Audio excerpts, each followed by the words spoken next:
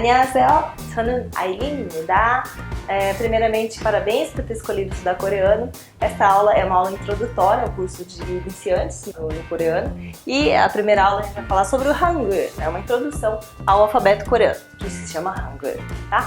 É muito importante que você assista essa aula por inteiro. Assista ela antes de começar a realmente querer estudar a gramática e tal, porque é muito difícil você querer estudar a gramática antes de saber o alfabeto, tá? A gente precisa ser alfabetizado no coreano primeiro para conseguir entender os sons e conseguir fazer a leitura de todas as palavras.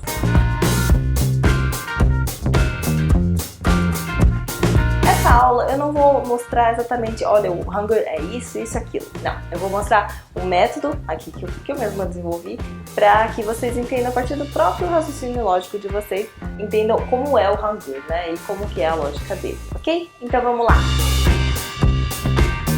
Ok, então aqui a gente tem a primeira dupla de palavras. A leitura desta palavra é banana, banana. E essa aqui é bada. O significado de banana é banana.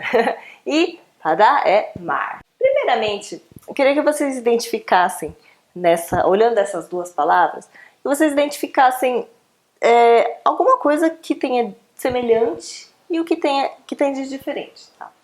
Primeiramente, eu acho que vocês já devem ter identificado aqui, né, muito rapidamente, que a gente tem este simbolinho, né, esse aqui, que é igual a este, certo? Que é um quadradinho com chifrinhos, né?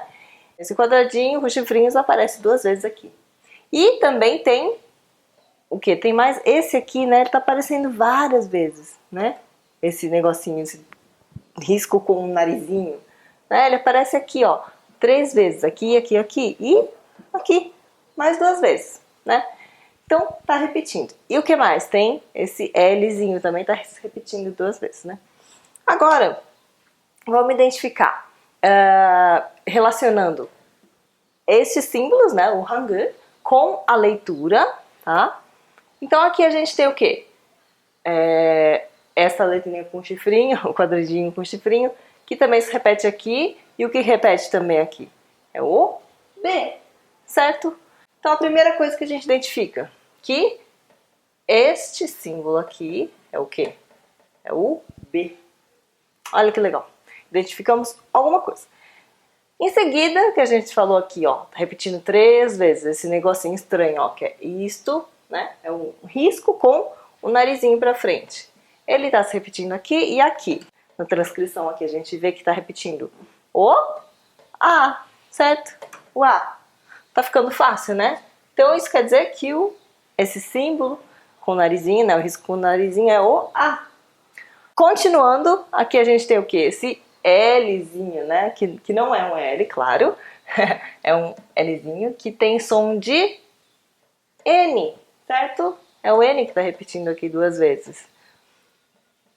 E por último, tem esse que tá sobrando aqui, né? Esse Czinho, né? É um C que tem som de o quê? Esse aqui já foi o B, já foi o A, e o A também aqui de novo, esse é o D. Certo? Identificamos 4 letras. Olha que legal. A partir disso que a gente acabou de descobrir, o que a gente pode deduzir do Hangul? Que o Hangul é formado de consoantes e vogais, certo? E isso aqui vai formar o quê? Sílabas. A gente tem sílabas. Então, a gente pode dizer que o Hangul, assim como o alfabeto romano, né, que é o que a gente usa, assim, ele é formado da junção de consoantes e vogais. Que essas consoantes e vogais vão formar sílabas, né? São certos bloquinhos, né? Só que no coreano, as sílabas vão ser chamadas de jamo, tá? Jamo. No coreano fica assim, jamo. É a inicial de da palavra consoante, palavra vogal, fica jamo. Mas vamos então continuar com a segunda dupla de palavras. Então aqui a gente tem uma nova dupla de palavras. Eu não coloquei a leitura porque a gente já viu algumas letras, certo? Eu queria que a gente identificasse juntos aqui quais são as letras que a gente já consegue identificar, certo? Então, começando aqui, a gente tem primeiro essa sílabazinha, né? Que a gente chama de jamo. O que a gente percebe de semelhança entre elas? Primeiro, algumas letras que a gente consegue identificar, né? Tem o quê? Aqui tem um Lzinho, né? De novo, esse Lzinho que a gente já viu, que é o N, certo? Então vamos colocar ela aqui embaixo. A gente identificou um N. Aqui a gente identifica outro N, certo? É um outro L. Então tem outro aqui. E aqui, que também tem o L, que é o N, né? Então a gente tem um aqui em cima e outro aqui embaixo. É ele de novo, não é? É ele mesmo. O que mais que a gente já sabe?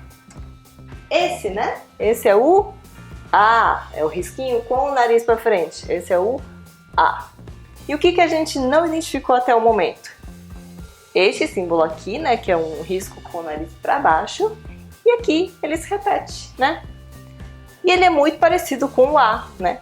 Só que ele é o quê? Ele é o U. Ele é uma vogal também. Ele é o U, tá? Na, a gente tem isso aqui. E aqui a gente tem N-U também, né? Primeira palavra, que é Nuna. N-U-N-A, Nuna, certo? Nuna significa o quê? Para quem assiste novela, gosta de K-pop, de drama, né?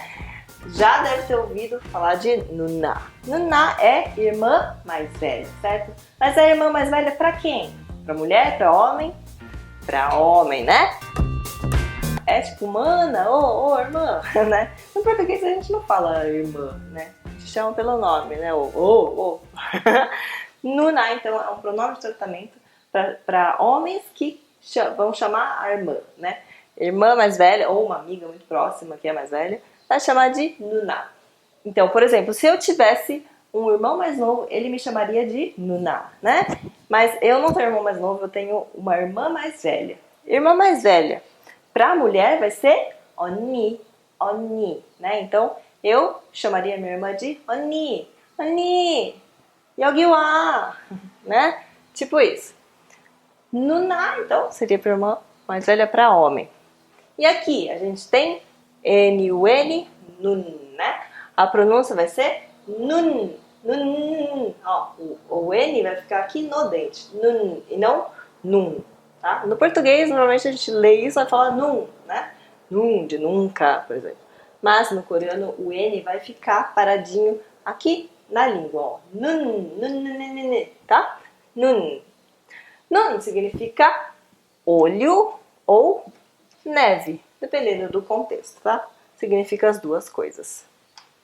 Ok, até aqui, o que a gente percebe de diferente em relação àquela outra dupla de palavras que a gente acabou de ver, banana e pada? A gente tem o A virado para direita, na frente do N, e o U, ele tá para baixo do N. Por que ele não tá do lado direito, né? Você deve estar se perguntando isso, né? As duas são vogais, e por que uma tá na frente e uma tá embaixo? E por que aqui tem um outro N no mesmo jamo, né? Na mesma sílaba, né? Eu vou dar uma pinceladinha agora, rapidamente, explicar isso, mas na próxima aula, que a gente vai começar a falar sobre as vogais, aí eu vou explicar direitinho por que isso acontece, tá? Primeiro, aqui a gente, explicando esse caso aqui. Por que tem 3 letras aqui? Simples, horas. Lembra que eu expliquei que o Hangul é formado por consoantes e vogais, formando sílabas, né? Que a gente chama de jamo no coreano. No português a gente também tem palavras assim, né? A gente tem palavras tipo cantar, né? São 2 sílabas de 3 letras. Mesma coisa aqui, a gente tem nun, né? Que aqui é uma palavra de uma sílaba só, mas ela é nun com 3 letras, sem problema algum. Nuna, ela é uma palavra de 2 sílabas, com cada uma com 2 letras, né? Então, casa, mesma coisa, né? É isso que acontece. Em relação a por que o A vai na frente e o U vai embaixo, percebam a direção, né? Do A, ele é mais vertical, certo? Ele é mais comprido, pelo menos essa parte que é mais compridinha. Ela é maior na vertical. Enquanto que ela, deitadinha, né? Você vê que é a mesma coisa, ela é deitada aqui, formando o U, ela é na horizontal. Então, para formar um jamo, os jamo precisam ser bloquinhos, tá? Bloquinhos que vão se formar assim ou assim. consoante e vogal, consoante e vogal. Tem variações, claro, como a gente acabou de ver aqui no nun, né? A gente tem consoante, vogal e consoante. Depois tem outros tipos também, né? Que pode acontecer consoante, vogal, consoante, consoante, por exemplo. Ou consoante, vogal e outra consoante assim, tá? Tem vários tipos. Mas o que a gente percebe é que sempre forma um quadradinho. Esteticamente é um quadradinho, tá? Então não daria para escrever, por exemplo, N-U aqui na frente, tá? O N, né? E o U na frente, que não vai formar um quadrado, vai formar um retângulo, né? Assim fica melhor. E o A, por exemplo, não ficaria bem aqui embaixo, por exemplo. Ia ficar um negócio estranho, fica outro retângulo, só que em pé, né? Então, esteticamente, ele precisa respeitar essas formas aqui, tá? Ok, até aqui. Aula que vem eu vou explicar as vogais simples, porque existem as vogais compostas, tá? A gente vai ver isso depois. O ponto mais importante de estudo é o Hangul é formado por consoantes e vogais, tá? A junção de consoantes e vogais formando sílabas, né? Que a gente chama de jamo no coreano. Então é isso por enquanto, obrigada por ter assistido. Não deixem de assistir o próximo vídeo para continuar o estudo. Comente aqui embaixo o que precisar, se tiver alguma dúvida, fiquem à vontade. E até o próximo vídeo, estudem bastante. Annyeong!